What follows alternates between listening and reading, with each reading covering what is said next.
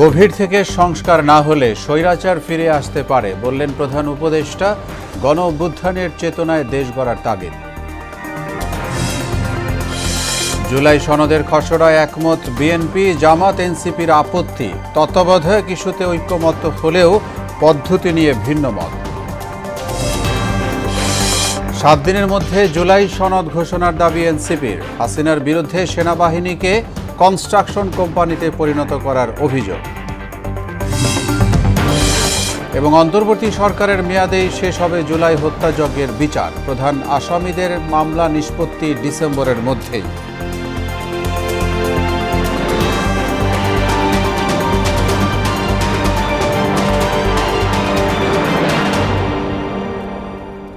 আসসালামু আলাইকুম। আমন্ত্রণ মোহনা সংবাদে এতক্ষণ শুনছিলেন শিরোনাম, সঙ্গে আছি মোহাম্মদ ওয়ালিউল্লাহ। এবার পুরো খবর। রাষ্ট্রের গভীর থেকে সংস্কার না হলে আবারও স্বৈরাচার ফিরে আসতে পারে বলে মন্তব্য করেছেন প্রধান উপদেষ্টা অধ্যাপক মোহাম্মদ ইউনূস। রাজধানীর একটি হোটেলে জাতিসংঘ আয়োজিত জুলাই স্মরণ অনুষ্ঠানে তিনি এ কথা বলেন। জুলাইকে পুনর্জন্মের মাস আখ্যা দিয়ে প্রধান উপদেষ্টা বলেন, প্রলেপ দেয়া পরিবর্তন নয়, দেশ গড়তে হবে নতুন করে। আরও জানাচ্ছেন ওবায়দুল হক মারুফ। জুলাই বিপ্লবের বর্ষপূর্তি উপলক্ষে রাজধানীর একটি হোটেলে আলোচনা সভার আয়োজন করে ঢাকাস্থ জাতিসংঘ মানবাধিকার মিশন। এতে অংশ নেন বিএনপি মহাসচিব মির্জা ফখরুল ইসলাম আলমগীর, জামায়াত আমির ডাক্তার শফিকুর রহমান সহ বিভিন্ন রাজনৈতিক, সামাজিক, সাংস্কৃতিক সংগঠনের প্রতিনিধিরা। প্রধান অতিথির বক্তব্যে প্রধান উপদেষ্টা প্রফেসর মোহাম্মদ ইউনূস বলেন, গভীর সংস্কার না হলে দেশে আবারও স্বৈরাচার চলে আসতে পারে। যে সংস্কার আমাদের দরকার সেই সংস্কার আরো গভীরের সংস্কার। এই সংস্কার গুরুত্বপূর্ণ, আমি অস্বীকার করছি না, অত্যন্ত গুরুত্বপূর্ণ। কিন্তু আমার আবেদন হচ্ছে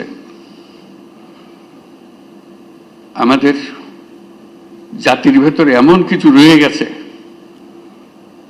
যেটা যত শাস্তি দিই, যত কিছু দিই, ওটার বীজ বোধহয় আমাদের মধ্যে থেকে যাবে। পতিত ফ্যাসিবাদের সময়ে গোপন বন্দিশালায় নির্যাতনের প্রসঙ্গ টেনে তিনি বলেন, আয়নাঘর যদি সবাইকে দেখানো যেত তাহলে জাতি বুঝতে পারত গত 16টা বছর দেশে কি হয়েছে। আমাদের তরুণরা শিখে আসবে এই দেশ একেবারে নতুন করে বানিয়ে আনতে হবে। এটা উপরই একটা প্রলেপ দেওয়ার পরিবর্তন না, গভীরতম ভাবে পরিবর্তন। এই পথের কোনো ঠিকানা আমরা যাব না, আমাদের নতুন পথ রচনা হবে। প্রধান উপদেষ্টা জানান, অন্তর্ভুক্তি ও অংশগ্রহণমূলক নির্বাচন এবং একটি নতুন ধারার রাজনৈতিক ব্যবস্থা সহ জাতীয় ঐক্যমত্য গড়ে তুলতে কাজ করছে অন্তর্বর্তী সরকার। কতগুলো আঙ্গিক বিষয়, কতগুলো প্রলেপ বিষয়, এটা দিকে আমরা মনে করি যে আমরা কাজ করে ফেলেছি। সেখান থেকে যদি আমরা বিদায় করে মনে করি যে কাজ হয়ে গেছে, তাহলে আমরা বড় ভুল কাজ করলাম। জুলাইকে পুনর্জন্মের মাস উল্লেখ করে এই মাসের শিক্ষাকে কাজে লাগিয়ে নতুন পথ রচনার প্রত্যয় জানান অধ্যাপক ইউনূস। ওবায়দুল হক মারুফ, মোহনা সংবাদ, ঢাকা। জুলাই সনদের খসড়া প্রস্তাবে একমত বিএনপি, তবে আপত্তি রয়েছে এনসিপি ও জামায়াতের। এছাড়া তত্ত্বাবধায়ক সরকার ব্যবস্থা ফিরে পেতে সবাই একমত হলেও প্রধান উপদেষ্টার নিয়োগ পদ্ধতি নিয়ে ভিন্নমত রয়েছে। এদিকে ঐকমত্য কমিশনের সহ সভাপতি অধ্যাপক আলী রিয়াজ জানিয়েছেন, প্রাথমিক ঐকমত্যের সারসংক্ষেপ আগামীকাল দলগুলোর কাছে পাঠানো হবে। জুলাই সনদসহ সংস্কার ইস্যুতে সব পক্ষকে আন্তরিক প্রচেষ্টা অব্যাহত রাখার আহ্বানও জানান তিনি। তত্ত্বাবধায়ক সরকার গঠন প্রণালী নিয়ে যে আলোচনাটা হচ্ছে, এখানে কয়েকটি বিষয় সবাই ঐক্যমত্য আছে।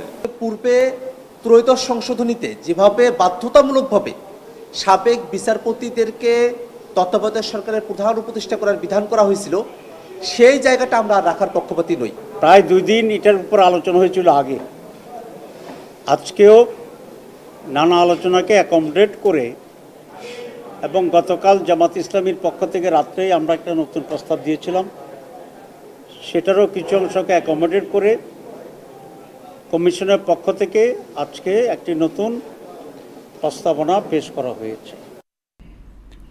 আনুপাতিক হার বা পিআর পদ্ধতির নির্বাচন দেশের জনগণ বোঝে না, তাই কিছু রাজনৈতিক দলকে এমন চিন্তা থেকে বেরিয়ে আসার আহ্বান জানিয়েছেন বিএনপি মহাসচিব মির্জা ফখরুল ইসলাম আলমগীর।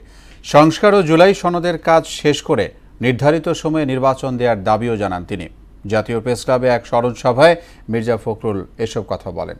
তানজিদ ভুঁইয়ার প্রতিবেদন।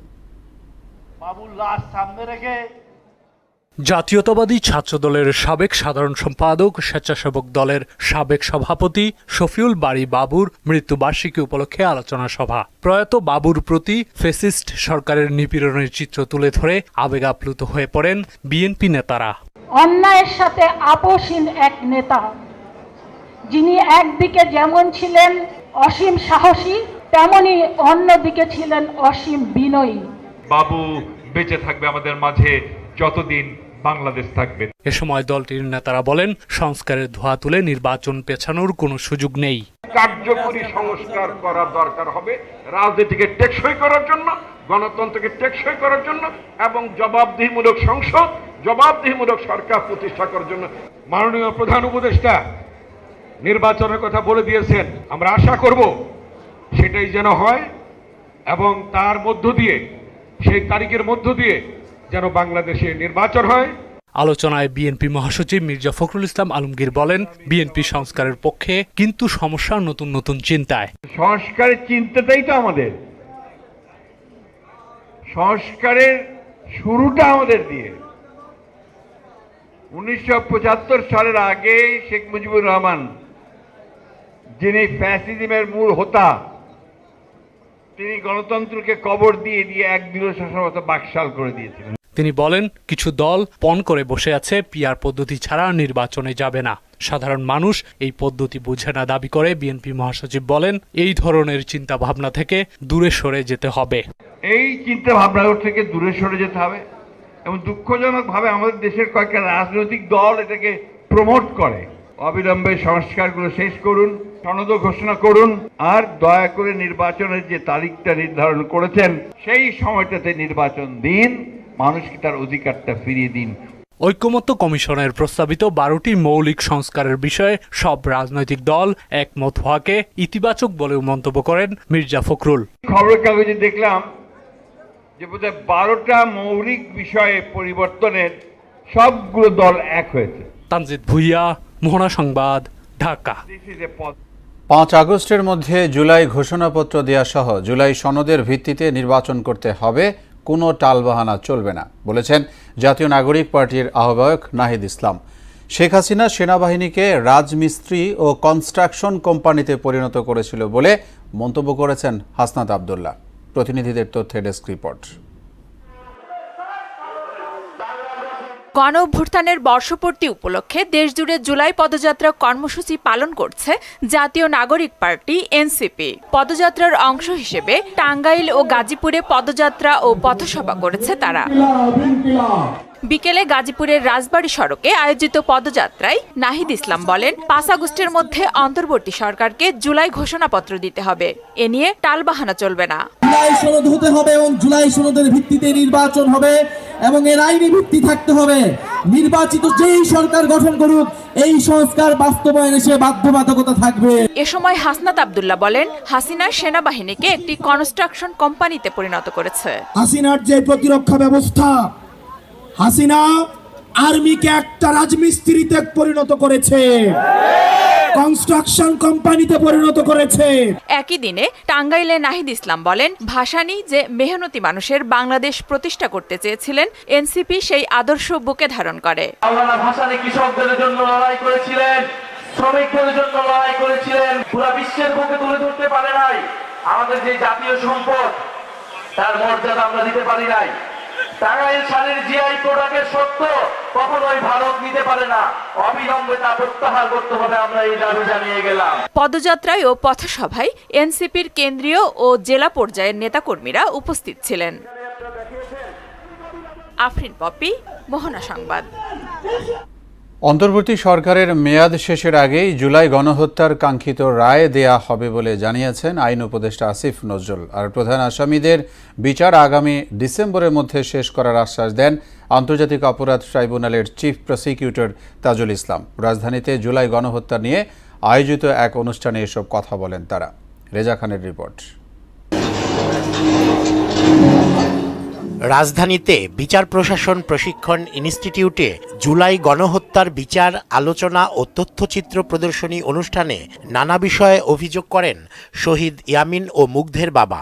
যাদের রক্তের উপর দাঁড়িয়ে উনি আজকে প্রধান উপদেষ্টা, এবং অপ্রিয় সত্যি হলেও বলবো ওনার 1000 কোটি টাকার ট্যাক্স মাফ করে নিয়েছেন। উনি অলরেডি 6 মাসের দণ্ডিত আসামি ছিলেন, সেটা মাফ করে নিয়েছেন। উনি অনেকগুলো প্রতিষ্ঠানের পারমিশন নিয়েছেন আমাদের সন্তানদের রক্তের উপর দাঁড়িয়ে। এখন আমাদের মুখোমুখি হতে উনি ভয় পায়। শিক্ষা প্রতিষ্ঠান বিশেষ করে বিশ্ববিদ্যালয় অঙ্গনে লেজুর ভিত্তিক রাজনীতি বন্ধ করতে হবে। এ সময় জুলাই বিপ্লবের 1 বছরেও নতুন পুলিশ নিয়োগ দিতে না পারা সরকারের বড় ব্যর্থতা বলে মন্তব্য করেন আমার দেশ সম্পাদক মাহমুদুর রহমান। যে সংবিধানকে ধ্বংস করে গেছে হাসিনা, সেই সংবিধানতে এই সরকারের লেজিটিমেসির উৎস হতে পারে না, কোনো অবস্থাতে পারে না। জুলাই গণহত্যার নির্দেশদাতারা কিভাবে দেশ থেকে পালিয়ে গেল তার বিচার বিভাগীয় তদন্ত দরকার বলে মন্তব্য করেন পরিবেশ উপদেষ্টা সৈয়দা রিজওয়ানা হাসান। যারা নির্দেশদাতা তারা কিন্তু প্রায় সকলেই দেশ থেকে পালিয়ে যেতে সক্ষম হয়েছে। এই যে দেশ থেকে তারা চলে যেতে সক্ষম হলেন, এটাও তো একটা বিচারের দাবি রাখে। তবে জুলাই গণহত্যার প্রধান আসামিদের বিচার ডিসেম্বরের মধ্যে শেষ করার আশ্বাস দেন আন্তর্জাতিক অপরাধ ট্রাইব্যুনালের চিফ প্রসিকিউটর তাজুল ইসলাম। 4টা মামলার ওপেন বিচার চলছে, আমরা লাইভ সম্প্রচার করেছি কিছু কিছু অংশ। আগামী 3 অগাস্ট প্রথম সাক্ষী হবে শেখ হাসিনার মামলায়, শেখ হাসিনার বিরুদ্ধে। যেভাবে বিচার প্রক্রিয়া আগাচ্ছে, টপ কমান্ডারদের বিচার, একটা বড় অংশের বিচার আগামী ডিসেম্বরের মধ্যেই সমাপ্ত হবে বলে আমরা আপনাদেরকে আশ্বাস দিতে পারি। আর অন্তর্বর্তী সরকারের মেয়াদেই জুলাই গণহত্যা মামলার রায় দেয়া হবে বলে জানালেন আইন উপদেষ্টা আসিফ নজরুল। এই প্রক্রিয়ায় বিচার এগোচ্ছে, ইনশাআল্লাহ আমাদের সরকারের আমলে আপনারা কাঙ্ক্ষিত যেই মামলাগুলোর রায় চাচ্ছেন সেগুলি পাবেন ইনশাআল্লাহ। শেখ হাসিনা এবং তার দোসররা যেই অপরাধ বাংলাদেশে করেছে, আমি সরি, আমার মনে হয় 1971 সনে পাকিস্তানি বাহিনী এত জঘন্য অপরাধ করে নাই। এই মামলায় যে রায় দেয়া হবে তা পরবর্তীতে পরিবর্তন করা যাবে না বলেও জানান তিনি। অকাট্য সাক্ষ্য প্রমাণ আমরা রেখে যাব, কোন সরকার চাইলেও বিচার থেকে সরতে পারবে না, এটা আপনারা নিশ্চিত থাকেন। রেজা খান, মোহনা সংবাদ, ঢাকা। শিক্ষার্থী আবু সাইদ হত্যা মামলায় 30 আসামির বিরুদ্ধে অভিযোগ গঠনের শুনানি বুধবার পর্যন্ত মুলতবি করেছে আন্তর্জাতিক অপরাধ ট্রাইব্যুনাল 2। সেদিন পলাতক আসামিদের পক্ষে নিযুক্ত স্টেট ডিফেন্সের বক্তব্য শুনবেন আদালত। আজ আসামিদের পক্ষে প্রথম দফায় শুনানি করেন আইনজীবীরা। মামলার অভিযোগ থেকে আসামিদের অব্যাহতির আবেদন করা হয়। এর আগে বেগম রোকেয়া বিশ্ববিদ্যালয়ের সাবেক প্রক্টর শরীফুল ইসলাম, সাবেক এএসআই আমির হোসেন সহ 6 আসামিকে ট্রাইব্যুনালে হাজির করা হয়। তদন্তকারী কর্মকর্তা থরো ইনভেস্টিগেশন করেছেন, ইনভেস্টিগেশন করার পর রিপোর্ট দাখিল করেছেন। সেই ইনভেস্টিগেশনের রিপোর্টের উপর ভিত্তি করে আমরা ফরমাল চার্জ দাখিল করেছি। আমাদের ভিডিও ফুটেজ আছে, সিসি ক্যামেরা আছে, সিডিআর আছে, আমাদের কাছে যথেষ্ট ডকুমেন্ট আছে এবং চার্জ গঠন না হওয়ার মতো কোনো উপাদান আছে বলে আমরা মনে করি না। শরীফুল ইসলাম এটা যদি প্রপার ট্রায়াল অবশ্যই হবে, সেই ট্রায়ালের ভেতর দিয়ে শরীফুল ইসলাম মুক্ত হবেন বলে আমি আশা করি। যুক্তরাষ্ট্রের সঙ্গে বাণিজ্য ঘাটতি কমিয়ে আনতে একটি প্যাকেজ প্রস্তাবনা নিয়ে বাণিজ্য উপদেষ্টার নেতৃত্বে একটি প্রতিনিধি দল যুক্তরাষ্ট্রে গেছেন বলে জানিয়েছেন অর্থ উপদেষ্টা ডক্টর সালেউদ্দিন আহমেদ। দুপুরে সচিবালয়ে সরকারি ক্রয় সংক্রান্ত উপদেষ্টা পরিষদ কমিটির বৈঠক শেষে তিনি এসব কথা জানান। উপদেষ্টা বলেন, 2 দেশের আলোচনার মাধ্যমে ভালো ফলাফল আসবে। তবে যুক্তরাষ্ট্রের সঙ্গে বাণিজ্য ঘাটতি পূরণে বাংলাদেশের প্যাকেজ প্রস্তাবনায় কি রয়েছে জানতে চাইলে এ ব্যাপারে কিছু বলতে অস্বীকৃতি জানান উপদেষ্টা। দীর্ঘ প্রতীক্ষার পর অবশেষে ঘোষণা হলো ডাকসু নির্বাচনের তফসিল। 9 সেপ্টেম্বর সকাল 8টা থেকে বেলা 3টা পর্যন্ত চলবে ভোট। বিকেলে ঢাবির সিনেট ভবনে ডাকসু নির্বাচনের আনুষ্ঠানিক তফসিল ঘোষণা করেন প্রধান রিটার্নিং কর্মকর্তা অধ্যাপক জসিম উদ্দিন। মনিরুল ইসলামের প্রতিবেদন। ছয় বছরের অপেক্ষা অবশেষে সব জটিলতার অবসান ঘটিয়ে ঘোষণা হলো ঢাকা বিশ্ববিদ্যালয় কেন্দ্রীয় ছাত্র সংসদ ডাকসু ও হল সংসদ নির্বাচনের তফসিল। ঢাকা বিশ্ববিদ্যালয়ের সিনেট ভবনে আনুষ্ঠানিকভাবে তফসিল ঘোষণা করেন প্রধান রিটার্নিং কর্মকর্তা অধ্যাপক জসিমউদ্দিন। ডাকসুর তফসিল ঘোষণা করছি। তফসিল অনুযায়ী খসড়া ভোটার তালিকা প্রকাশ করা হবে 30 জুলাই। 6 আগস্ট ভোটার তালিকা যাচাই শেষে চূড়ান্ত তালিকা প্রকাশ 11 আগস্ট। 12 থেকে 18 আগস্ট পর্যন্ত মনোনয়নপত্র সংগ্রহ করে পরদিনই জমা দেওয়া যাবে। যাচাই বাছাই হবে 20 আগস্ট। পরদিন প্রার্থীদের তালিকা প্রকাশ আর প্রত্যাহারের শেষ সময় 25 আগস্ট। 26 আগস্ট প্রকাশ হবে চূড়ান্ত তালিকা, ভোট গ্রহণ 9 সেপ্টেম্বর। প্রধান রিটার্নিং কর্মকর্তা বলেন, নির্বাচনের দিন সকাল 8টা থেকে বিকেল 3টা পর্যন্ত টানা ভোট গ্রহণ চলবে। ভোট গ্রহণ শেষে সঙ্গে সঙ্গেই গণনা শুরু হবে এবং একই দিন ঘোষণা করা হবে ভোটের ফলাফল। ভোটের ফলাফল প্রকাশ 9 সেপ্টেম্বর 2025 মঙ্গলবার। ভোট গণনার পরপরই হল সংসদ সংশ্লিষ্ট কেন্দ্র ডাকসু সমন্বিতভাবে নবাব নওয়াব আলী চৌধুরী সিনেট সভাকক্ষ থেকে প্রকাশ করা হবে। তবে নিষিদ্ধ হলেও ছাত্রলীগের যেসব নেতাকর্মী বিশ্ববিদ্যালয়ের বৈধ শিক্ষার্থী তারা নির্বাচনে অংশ নিতে পারবে। কে কোন পার্টি করে, কার কি মার্কা, ডাকসুতে অন্তত সুযোগ নেই বুঝার। শুধুমাত্র বৈধ ছাত্র সে ভোট দিতে পারবে যার ভর্তি আছে এবং বৈধ যে মেয়াদকাল আছে। ডাকসু নির্বাচন নিয়ে নিরাপত্তা কিংবা কোনো ধরনের চাপ না থাকার কথাও জানায় কমিশন। আমরা এই পর্যন্ত কোনো ধরনের থ্রেট আমরা অনুভব করি নাই। আমরা কোনো পক্ষ থেকে কোনো ধরনের কোনো কিছু আমরা এখনো পাইনি। মনিরুল ইসলাম, মোহনা সংবাদ, ঢাকা। দেশের বাইরের খবর, গাজা ইসরায়েলি হামলায় নতুন করে 80 ফিলিস্তিনি নিহত হয়েছে। এতে 59,000 ছুঁই করছে প্রাণহানি। ফিলিস্তিন রাষ্ট্র প্রতিষ্ঠা ছাড়া ইসরায়েলের সঙ্গে সম্পর্ক রাখবে না বলে সাফ জানিয়েছে সৌদি আরব। এদিকে ইউক্রেনের 73টি শহরে রাশিয়ার ড্রোন হামলায় 22 জন নিহত ও শতাধিক মানুষ আহত হয়েছে। আরও জানাচ্ছেন ইশতিয়াক হোসেন। অবরুদ্ধ গাজায় দুর্ভিক্ষ পরিস্থিতির মধ্যেও হামলা অব্যাহত রেখেছে ইসরায়েল। সবশেষ আরও 80 ফিলিস্তিনির মৃত্যু হয়েছে। এছাড়া ক্ষুধা ও অপুষ্টিতে 2 শিশুসহ 14 জন মারা গেছে। গাজায় যুদ্ধ শুরুর পর এখন পর্যন্ত অপুষ্টিজনিত কারণে মৃত্যু হয়েছে 147 জনের, যাদের মধ্যে 88 জনই শিশু। চলতি বছরের মার্চ থেকে গাজায় ত্রাণ প্রবেশ বন্ধ করে দেয় ইসরায়েল। বিভিন্ন চাপের মুখে মে মাস থেকে সীমিত পরিসরে ত্রাণ বিতরণের অনুমতি দিলেও তা খুবই সামান্য বলে জানিয়েছে জাতিসংঘ। এছাড়া ফিলিস্তিনে দ্বিরাষ্ট্র সমাধানের জন্য জরুরি, সুনির্দিষ্ট ও অপরিবর্তনীয় পদক্ষেপ নিতে আন্তর্জাতিক সম্প্রদায়ের প্রতি আহ্বান জানিয়েছেন সংস্থাটির মহাসচিব অ্যান্তোনিও গুতেরেস। ফিলিস্তিন রাষ্ট্র প্রতিষ্ঠা ও গাজায় যুদ্ধ বন্ধ না হওয়া পর্যন্ত ইসরায়েলের সঙ্গে কোনো ধরনের সম্পর্ক স্বাভাবিক করবে না সৌদি আরব। সোমবার এক বিবৃতিতে তথ্য জানায় দেশটির পররাষ্ট্র মন্ত্রণালয়। এদিকে ইউক্রেনের 73টি শহর লক্ষ্য করে ড্রোন হামলা চালিয়েছে রাশিয়া। এতে 22 জন নিহতের পাশাপাশি 85 জন আহত হয়েছে। এর মধ্যে জাপোরিজিয়া অঞ্চলেই 16 জন নিহত ও 35 জন আহত হয়েছে বলে জানিয়েছে ইউক্রেনের সামরিক বাহিনী। এরই মধ্যে ইউক্রেনে যুদ্ধ বন্ধে রাশিয়াকে 10 থেকে 12 দিনের সময়সীমা বেঁধে দিয়েছেন মার্কিন প্রেসিডেন্ট ডোনাল্ড ট্রাম্প। এই বিষয়ে অগ্রগতি না হলে রাশিয়ার রপ্তানি পণ্যের ক্রেতাদের উপর নিষেধাজ্ঞা আরোপের হুমকি দেন তিনি। ইশতিয়াক হোসেন, মোহনা সংবাদ। এ ছিল এখনকার মতো সংবাদ। শেষ করব তার আগে শিরোনামগুলো আবার একবার।